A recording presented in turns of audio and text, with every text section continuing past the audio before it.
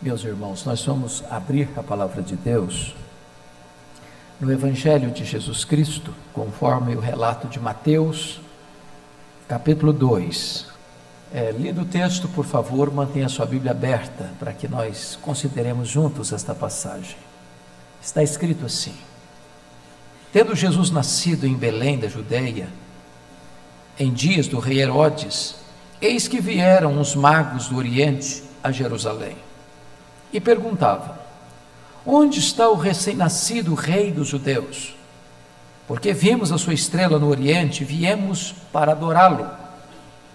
Tendo ouvido isto, alarmou-se o rei Herodes e com ele toda a Jerusalém.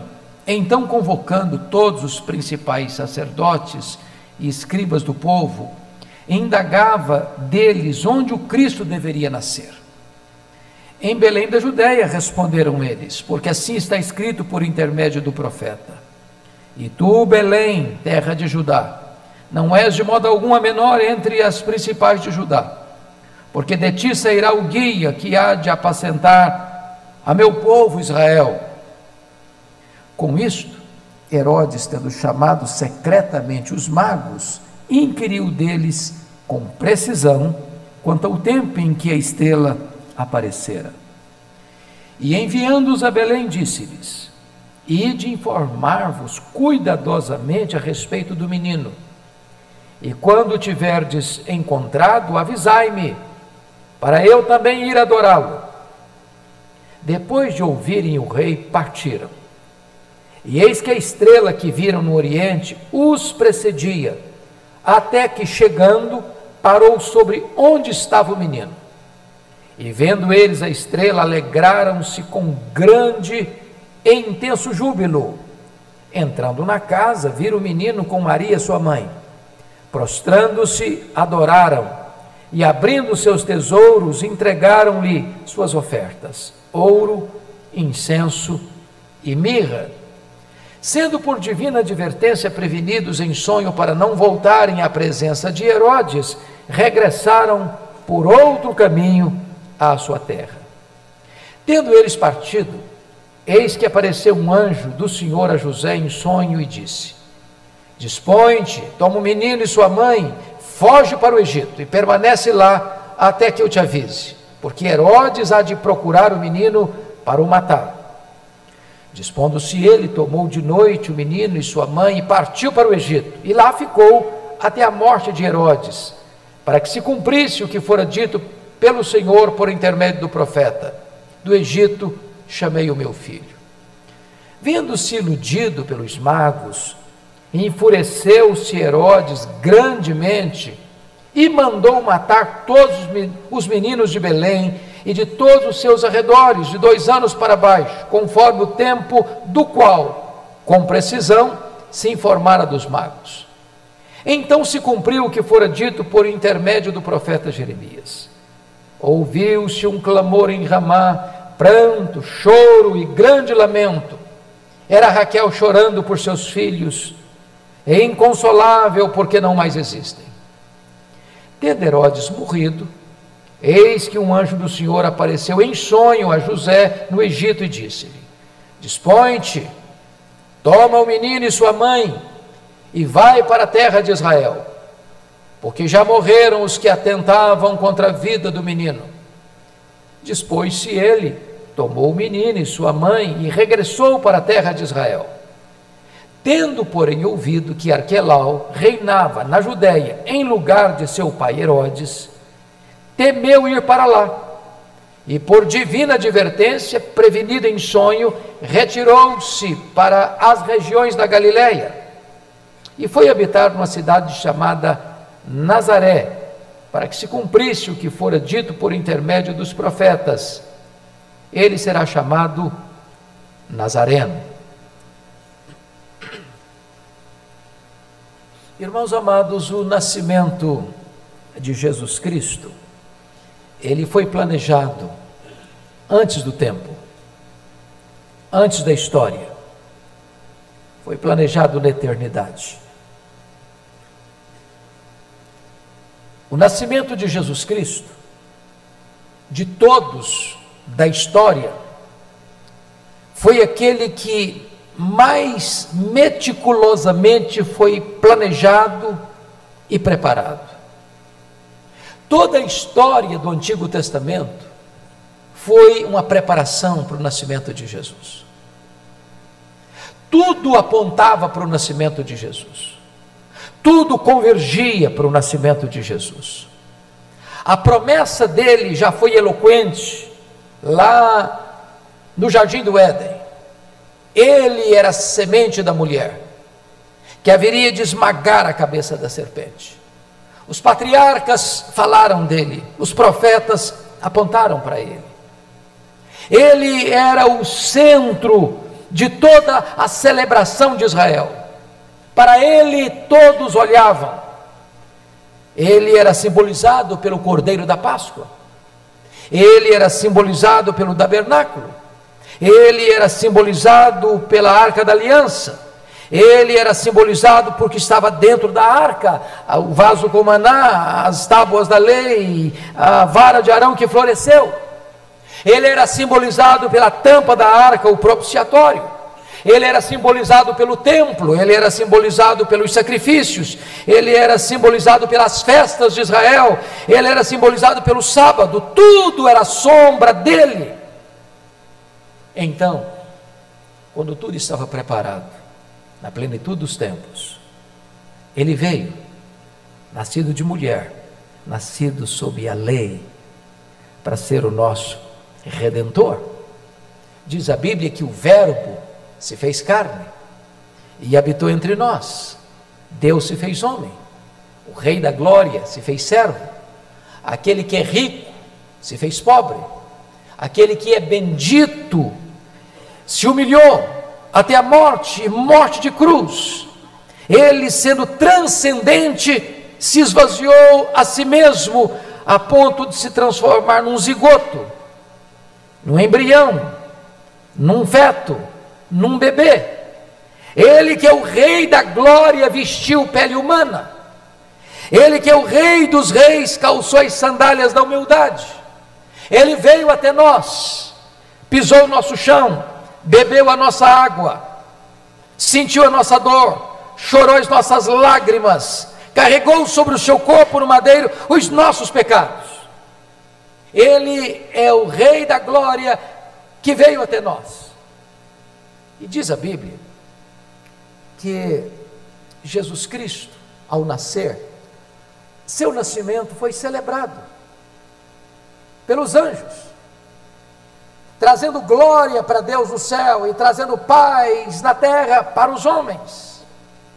Algumas pessoas hoje, até sinceramente, e talvez até bem intencionadas, são contra a celebração do Natal. Dizem: nós não sabemos verdadeiramente a data, ou nós não encontramos celebrações assim lá no começo. Mas diga-se de passagem, quando Jesus nasceu, houve a maior de todas as celebrações.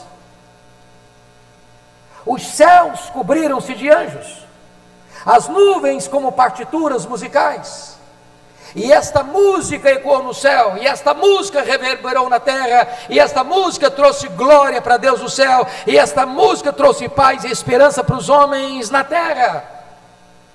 É claro, nós não estamos celebrando um dia, nós não estamos celebrando os adereços, nós estamos celebrando a pessoa do nosso glorioso Redentor. Ele é digno de receber a honra, a glória e o louvor, e você e eu estamos aqui porque nós o amamos. Nenhum personagem da história tem o seu nascimento celebrado como Jesus.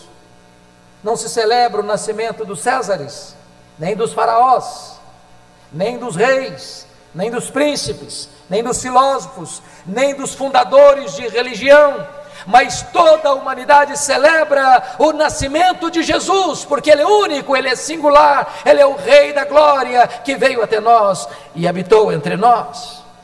Mas é verdade também que Jesus é a pessoa mais odiada do mundo. E sabem por que Jesus é odiado? É porque Ele está vivo. Se Ele não estivesse vivo, Ele não seria odiado. Quem de nós hoje odeia os faraós do Egito? Tutancâmon. Quem odeia Tutancâmon hoje? Quem odeia César Augusto hoje? Quem odeia Tibério César hoje? Quem odeia Nero hoje?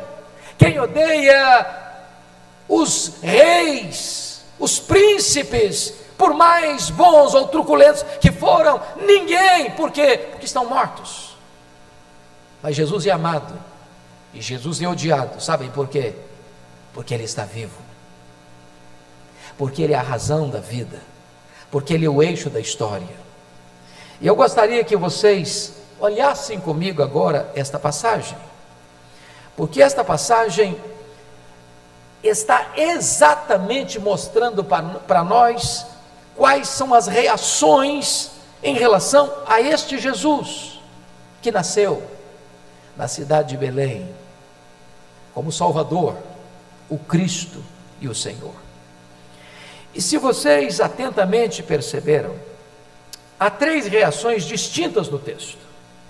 A primeira reação que aparece no texto, notem comigo, por gentileza, é a reação do rei Herodes, porque vejam, por favor, o que está escrito: tendo Jesus nascido em Belém da Judéia, nos dias do rei Herodes, eis que vieram os magos do Oriente a Jerusalém, e perguntavam: onde está o recém-nascido rei dos judeus? Porque vimos a sua estrela no Oriente e viemos para adorá-lo.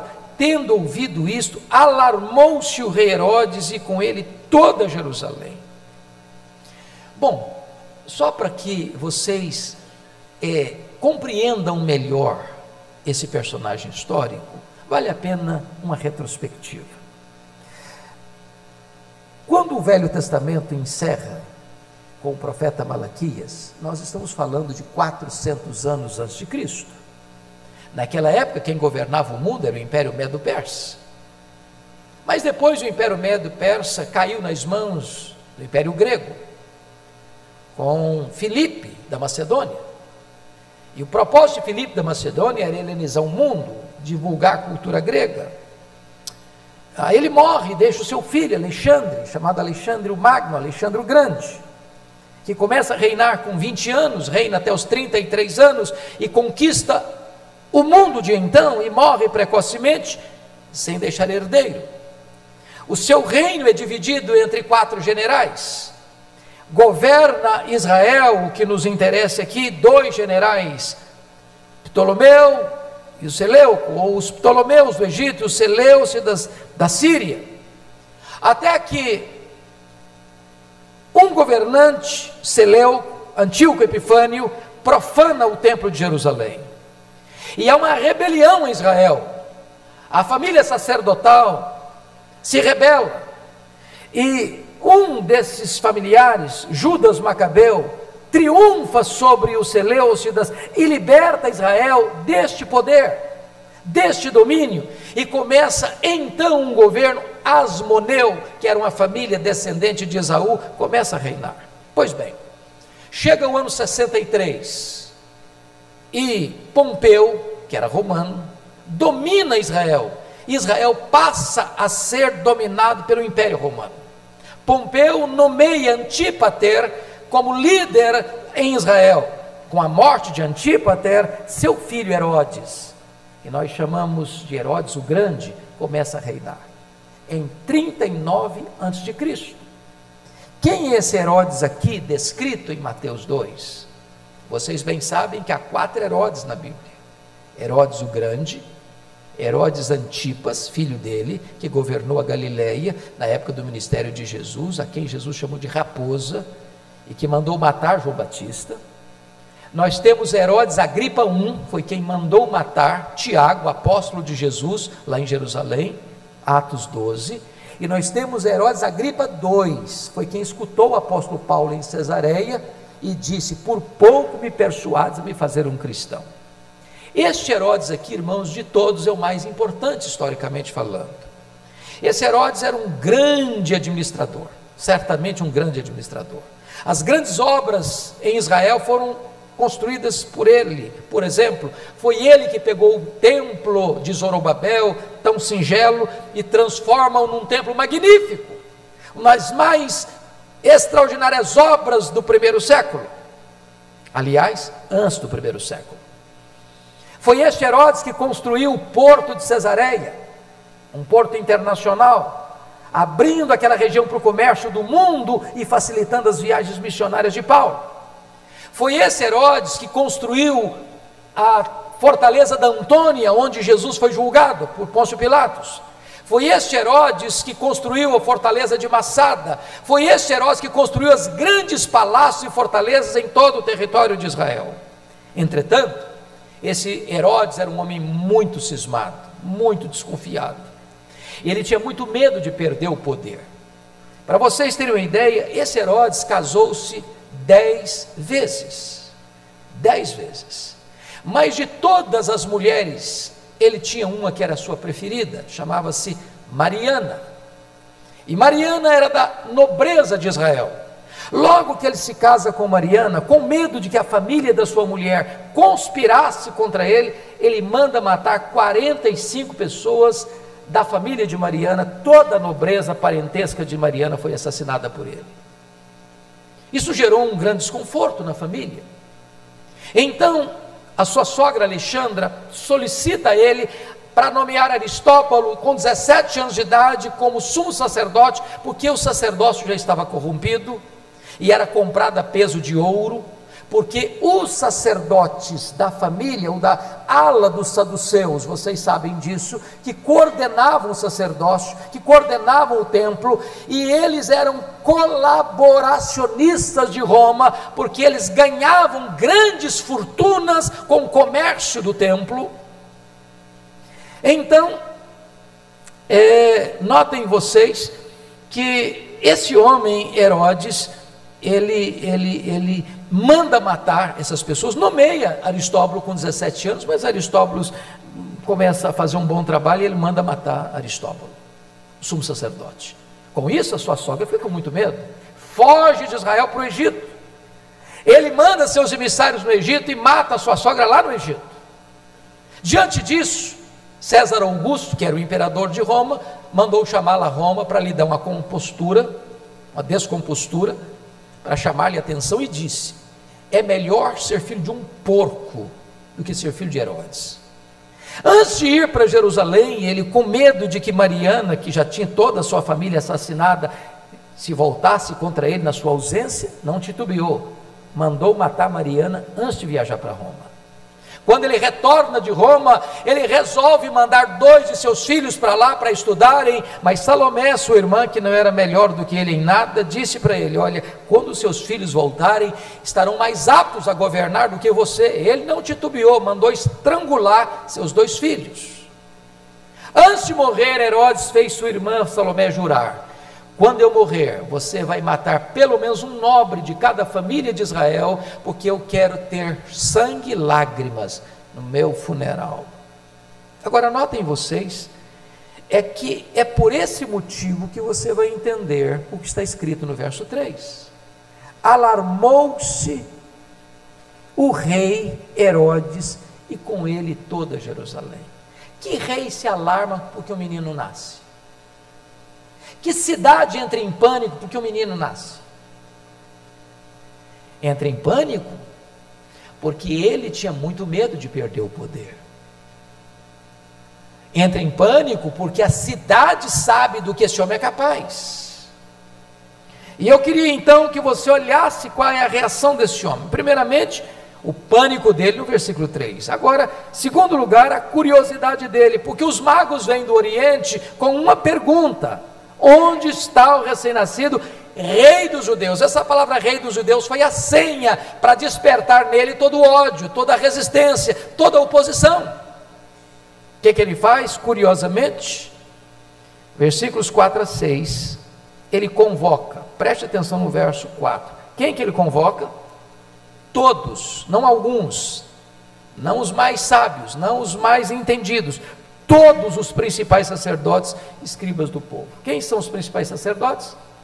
A classe da elite eclesiástica, aqueles que ocupavam posições, cargos elevados dentro do templo.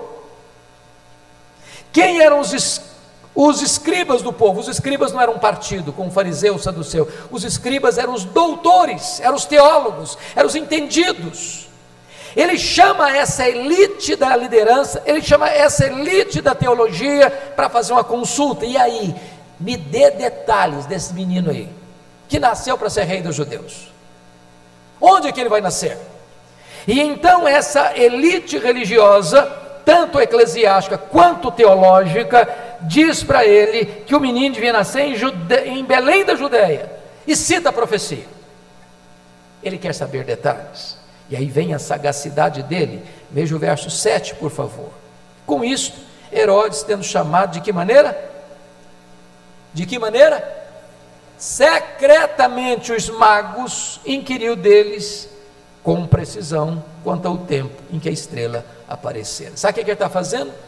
Levantando dados, levantando informações, fazendo uma diagnose da situação, para ele eliminar Jesus Cristo.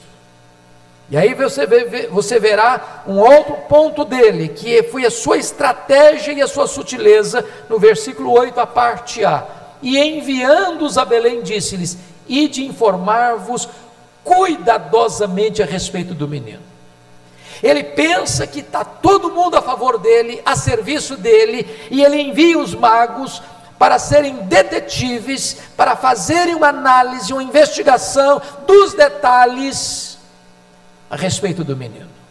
Mas em seguida vem a dissimulação dele, no verso 8b: e quando tiverdes encontrado, avisai-me, para eu também ir adorá-lo. Olha vocês, quão hipócrita um homem pode ser na vida, de falar uma coisa e sentir outra, dos lábios não serem mensageiros do coração. Ele quer matar, mas nos lábios ele diz: eu quero adorar. Mas notem mais a crueldade dele no versículo 13.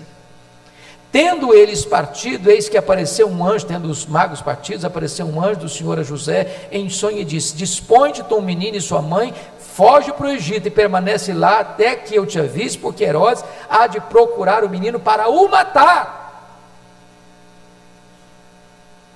Tem gente que se incomoda com Jesus. Jesus é um personagem que incomoda muita gente.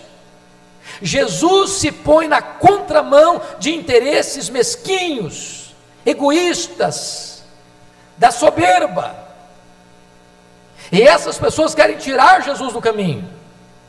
Mas notem versículo 16, a fúria dele. Vendo-se iludido pelos magos, enfureceu-se Herodes grandemente, e faz o quê? Manda matar todas as crianças de Belém e ao redor de Belém de 2 anos para baixo. Ele é um homem cruel, ele é um homem assassino, ele é um homem que vê gente como coisas, e ele quer tirar do seu caminho qualquer pessoa que possa se interpor nos seus planos egoístas. Mas bendito seja Deus. Olha o verso 19 e 20 comigo. Tendo Herodes morrido, eis que um anjo do Senhor apareceu em sonhos a José no Egito e disse-lhe: dispõe-te teu menino e sua mãe e vai para a terra de Israel, porque já morreram os que atentavam contra a vida do menino. Deixa eu dizer uma coisa para você, querido. As pessoas que se opõem a Jesus morrem, e ele continua vivo. As pessoas que se levantam contra Jesus morrem, e ele continua rei. As pessoas que se opõem a Jesus vão para a sepultura, e ele continua no trono. Ô irmãos, quantos já se levantaram na história da humanidade para se opor a Cristo, para resistir a Cristo, para sufocar o nome de Cristo na história? Onde eles estão? Caíram em opróbrio, foram derrotados, foram vencidos, estão mortos, cobertos de poeira, e o nosso glorioso Redentor está vivo e reina, absoluto e soberano. Mas quando eu olho para esse texto, eu vejo uma segunda reação, não agora de hostilidade. Prestem bem atenção, que é a reação descrita aí nos versos 4 a 6. é a reação dos principais sacerdotes e dos escribas do povo. Eu acho isso impressionante, porque estes homens conheciam Bíblia, eles eram teólogos, eles eram informados, eles conheciam as profecias, eles acompanhavam a história da redenção, e mais, vieram magos do Oriente com uma informação, e eles querem saber onde está o recém-nascido, o rei dos judeus. Irmãos, os magos vieram muito provavelmente da Pérsia, talvez meses, talvez até mais de um ano de jornada. Eles desabalam lá da sua nação tão longínqua, pagã, mergulhada em trevas, porque viram a estrela lá no Oriente e foram buscar Jesus, e eles ali do lado, Belém de Jerusalém, irmãos, dá 8 quilômetros, é um bairro, dá para ir a pé. E agora eles abrem as escrituras e dizem para Herodes: é em Belém, é aqui do lado, é ali na esquina, é aqui vizinho nosso. E notem vocês que eles, a despeito de saberem, não vão, não se interessam, não se deslocam, não se apressam. Eu acho isso impressionante, porque notem vocês que quando Jesus nasce, isso não é uma coisa que impacta as pessoas. Quem foi lá? Os pastores. Quem eram os pastores? Era gente desprezível, gente que não podia testemunhar em tribunal porque não era confiável. Mas onde estão os doutores? Onde estão os escribas? Onde estão os fariseus? Onde estão os saduceus? Onde estão os sacerdotes? Se Jesus tinha aproximadamente 2 anos, onde estavam esses homens que não foram lá? Que a despeito do conhecimento, são completamente indiferentes. Ô irmão, sabe a conclusão que às vezes eu chego? Aqueles que mais sabem são os mais calejados, calcificados, indiferentes. Eles têm conhecimento, mas não têm devoção. Eles têm informação, mas não têm transformação. E é um grande risco, meus irmãos, de nós sermos doutores em Bíblia, sermos especialistas na teologia, sermos profundamente entendidos de profecias, e mesmo assim o nosso coração não arder, não queimar, não termos plena devoção a Jesus. Notem comigo Lucas 2,7, diz que Maria e José saíram de Nazaré, foram para Belém. Sabe que distância é isso? Mais de 150 quilômetros aproximadamente, a pé, muito provavelmente. Maria estava grávida, já nos dias de dar à luz. Uma viagem difícil, perigosa. Eles eram pobres. Quando chegam em Belém, diz a Bíblia que não havia lugar para eles na hospedaria. Tem muita gente que ainda hoje não tem lugar para Jesus. Não é porque são maus, não.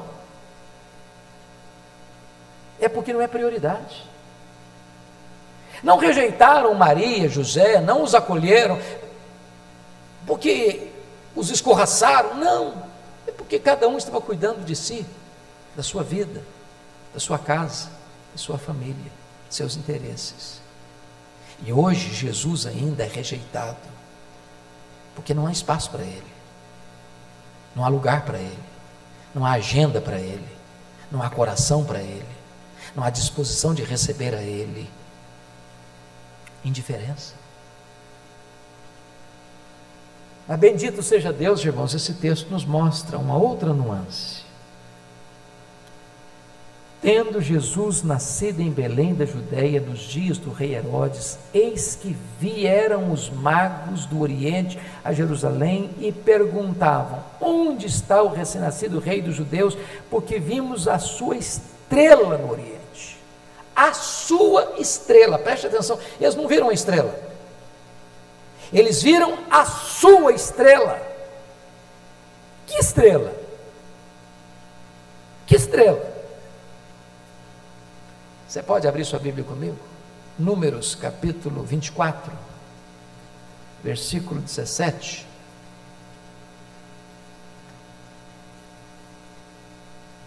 Havia uma profecia,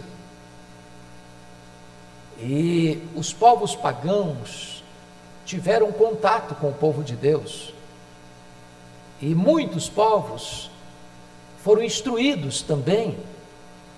Está escrito: vê-lo-ei, mas não agora, contemplá-lo-ei, mas não de perto.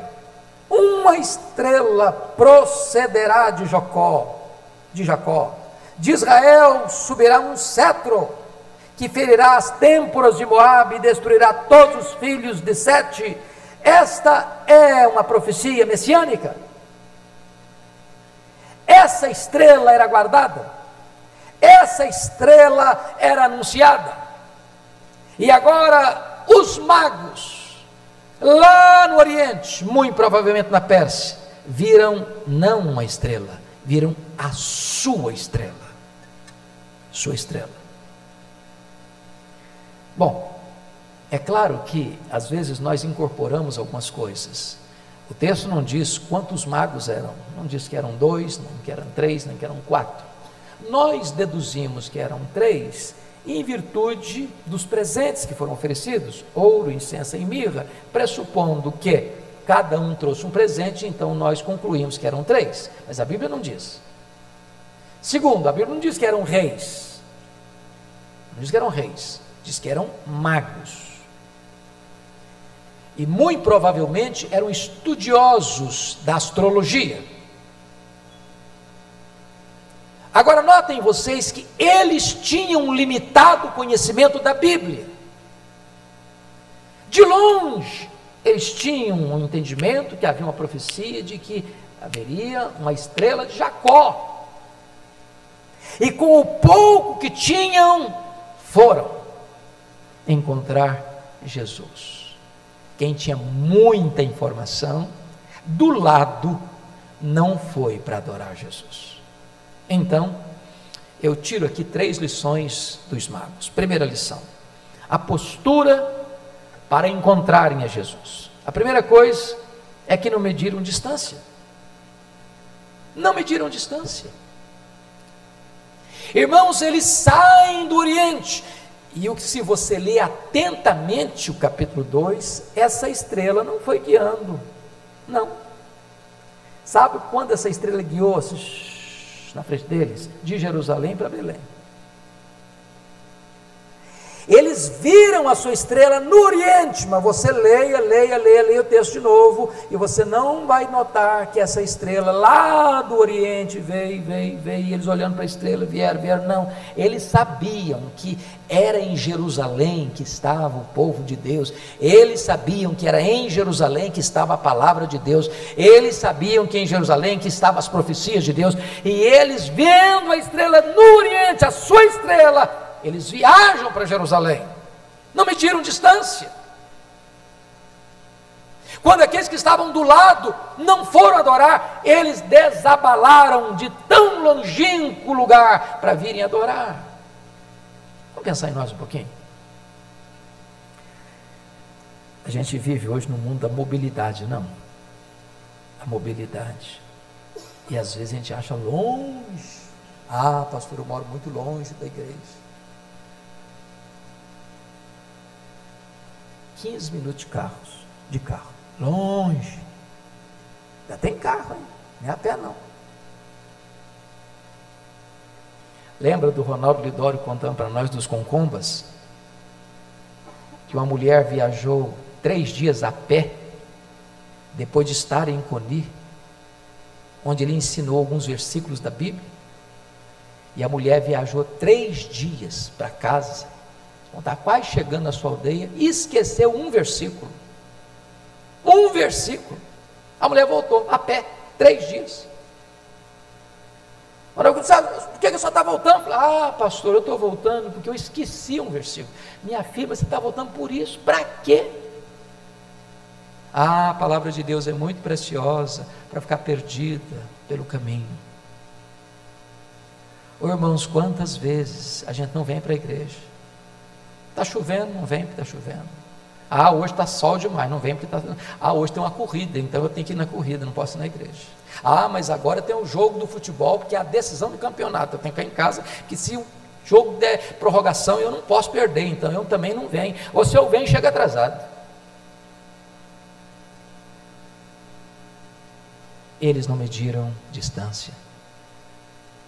Segundo, eles buscaram informações na palavra. Por que é que eles foram para Jerusalém? Notem que a estrela não os levou a Belém de início.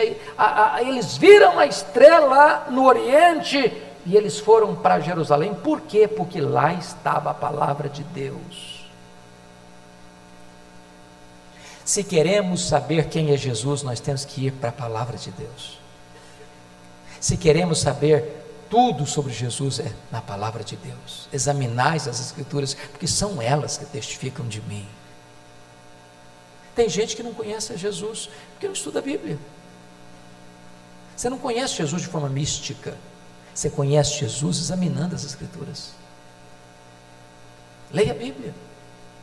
Estamos chegando ao final de um ano, quem sabe você possa fazer o compromisso esse ano, ler a Bíblia toda. Não ficar só no Salmo 23 não, só em João 3,16 não. Dá uma lida, irmão. Larga de preguiça, larga de moleza, larga de desculpas esfarrapadas. Você quer conhecer Jesus? Abra a sua Bíblia, examine-a. Você não ser massa de manobra. Para você ter certeza do que você escuta e conhece, para você ter filtro, para saber o que é certo e o que é errado. Terceiro, eles foram constantes na busca. Olha comigo o versículo 9, porque obviamente, irmãos, quando Herodes chega para eles e convoca-os secretamente, eles eram espertos, com certeza. Eles sabiam que o que estava por trás daquele interesse de Herodes em convocar os principais sacerdotes, os escribas, e chamá-los secretamente, eles sabiam que o que estava por trás era a fama de um homem carrasco, sanguinário, cruel, assassino. E a despeito de todos os riscos e perigos, eles prosseguem na jornada procurando Jesus.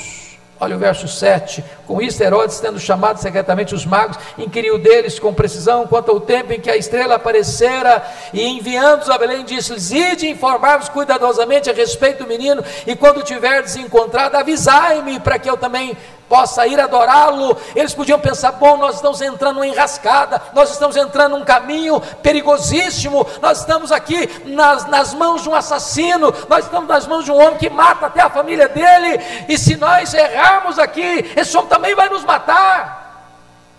Mas nenhuma ameaça, nenhum risco, nenhum perigo tira esses homens da busca deles. Eles querem encontrar Jesus. Segundo ponto que eu quero tratar com vocês sobre os magos é a postura deles ao encontrarem Jesus. Notem comigo a primeira postura, versículo 10. E vendo eles a estrela, alegraram-se com grande e intenso júbilo, porque o 10 é uma continuação do 9, e o 9 diz: depois de ouvirem o rei, partiram, e eis que a estrela que viram no oriente os precedia, até que, chegando, parou sobre onde estava o menino. Qual estrela? A sua estrela. Quando a estrela para sobre a casa onde está Maria com o menino, o sentimento deles é de alegria. é de gozo espiritual, é de entusiasmo. Irmãos, quantas pessoas que conhecem a Jesus não se alegram em Jesus? Sabe o que eu acho bonito em João Batista? É que João Batista se alegrou em Jesus antes de nascer. Tem gente que morre sem se alegrar em Jesus. Os magos se alegraram. Se alegraram. Natal é boa nova de grande alegria, disse o anjo, para todo o povo. É a notícia de que nasceu o Salvador, que é Cristo Senhor. Segundo lugar, qual a reação deles? A postura deles? Eles adoraram, olha o verso 11. Entrando na casa, viram o menino com Maria, sua mãe. Prostrando-se, o adoraram. Note que eles não adoram a estrela. Eles não adoram a estrela. Tem muita gente que adora a estrela hoje. Eu achei tão curioso.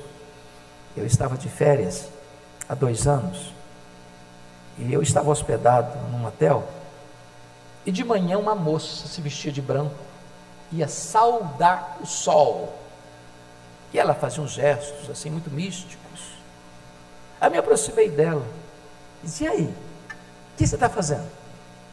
Ela disse: eu estou saudando e venerando o sol. E eu disse assim: eu tenho um negócio bom a te contar. Você pode saudar e adorar o Criador do sol. O Criador do sol. E eu parei um pouquinho e falei de Jesus para ela. Tem muita gente hoje adorando as estrelas. Eles não adoraram a estrela. Notem, eles não adoraram Maria. Eles não adoraram Maria. O texto é claro, versículo 11. Entrando na casa, viram o menino com Maria, sua mãe, prostrando-se, o adoraram. Eu pergunto a você: você tem adorado a Jesus? Terceiro, eles se alegraram, eles adoraram. Terceiro, eles lhe fizeram ofertas. Verso 11b: e abrindo seus tesouros, entregaram-lhe suas ofertas: ouro, incenso e mirra. Oh, irmãos queridos, onde eles compraram isso eu não sei. Se trouxeram do Oriente eu não sei. Se compraram em algum lugar em Jerusalém eu não sei. A Bíblia não diz. Mas quando eles trazem esses tesouros, eles estão profeticamente anunciando para o mundo quem é esse menino. Ouro é submissão a um rei, é o presente do rei. Incenso, eles admitem que esse rei é divino, porque só se queima incenso para aquele que é Deus. Mas quando eles oferecem mirra, eles estão dizendo que esse rei, que é Deus, vai dar sua vida, vai morrer, porque mirra era o produto que se usava para embalsamar as pessoas que morriam.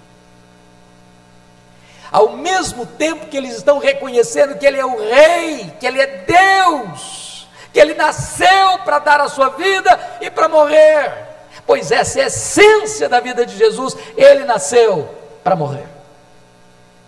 Ele é o Cordeiro de Deus que tira o pecado do mundo. Mas a terceira coisa que eu quero chamar a atenção de vocês sobre os magos é a postura deles depois que encontraram Jesus. Notem comigo, primeira postura: eles passaram a viver sob a orientação de Deus. Versículo 12, parte A diz: sendo por divina advertência prevenidos em sonho para não voltarem à presença de Herodes. Eles são guiados por uma estrela, eles são guiados por sonho, eles não têm a Bíblia, eles não têm as profecias, então Deus usa os recursos que eles têm para guiar a vida deles. Mas finalmente, eles passam a viver em obediência a Deus. Parte B diz: regressaram por outro caminho à sua terra. E eu acho isso lindo. Porque toda pessoa que tem um encontro com Jesus regressa por outro caminho. Quem tem um encontro com Jesus tem uma mudança de vida. Não anda mais pelas mesmas estradas, não anda mais pelas mesmas veredas, não anda mais pelos mesmos caminhos, vai por um outro caminho, porque o próprio Jesus é esse caminho. Então eu pergunto a você hoje, qual tem sido a sua atitude a Jesus? Hostilidade? Indiferença?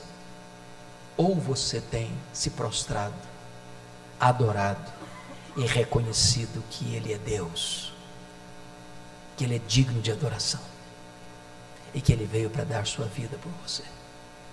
Curva sua fronte, por favor. Ponha a sua vida nas mãos de Deus. Porque você e eu não podemos ficar indiferentes a Jesus sem sofrer sérias consequências. Aqueles que foram indiferentes a Jesus, os escribas e os sacerdotes, logo em seguida se transformaram nos maiores inimigos de Jesus.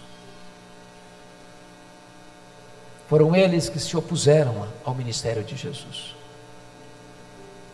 Foram eles que contrataram testemunhas falsas para acusarem a Jesus. Foram eles que gritaram: crucificam, crucificam. Foram eles que levaram Jesus à cruz. A indiferença transformou-se em oposição, em resistência deliberada. Hoje ainda é tempo oportuno de você se voltar para Ele, de você reconhecer que Ele é Deus, de você tirar toda a frieza, a indiferença do seu coração, porque saber vocês todos sabem, conhecer vocês todos conhecem, e agora somos desafiados, porque os de longe nos ensinam, os que pouco sabem nos ensinam,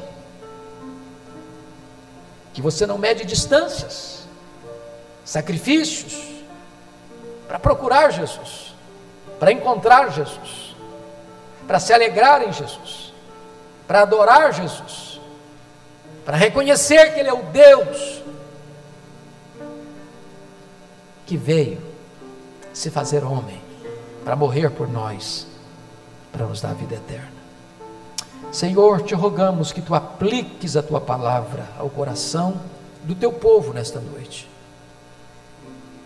e que não tenhamos a postura rude, hostil de Herodes, nem a postura de indiferença fria, gelada dos principais sacerdotes e escribas, mas que tenhamos a disposição dos magos, que vieram, que procuraram, que encontraram, que se prostraram, que se alegraram, que adoraram e que presentearam a Jesus com ouro, incenso e mirra. Bendito é o Teu nome pela Tua palavra, em nome de Jesus. Amém.